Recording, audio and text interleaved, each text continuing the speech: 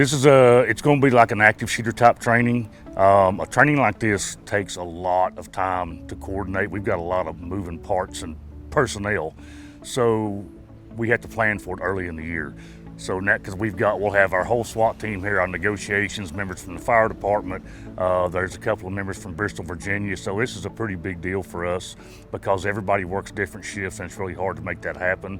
But this is one of those things where we'll play the whole scenario out from start to finish, from the contact of the suspect to evacuating the injured. We'll do the whole training scenario. We actually have 2 of them tonight. In a stressful situation, you're going to rise to your highest level of training. So the more that these guys can train like this, the more it's just going to be instinct instead of having to think about it when the situation actually occurs. You've got to have a group of guys like this, firemen and police, that are trained to take care of a threat like this as quickly and efficiently as possible. Because the longer that you're thinking and the longer you have to decide what to do, people's going to die. So you have to stop the threat immediately.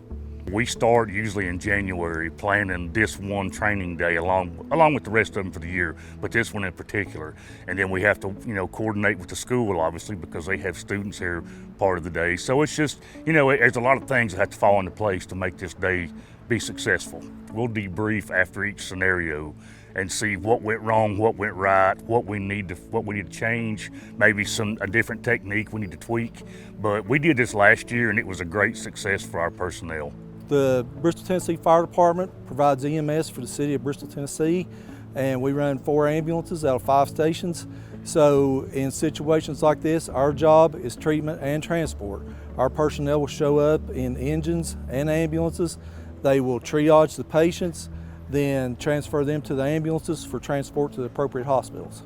Well, in today's world, it's important for us to work with the police department and to get a system established so when we respond, then our units know where to go, where to stage, how to bring patients out, where we're going to take them to, set up all the different sectors. So being able to practice it helps us prepare to do it in the real world. This is something we never want to see happen. But if we train for it now, it helps us prepare for the real world.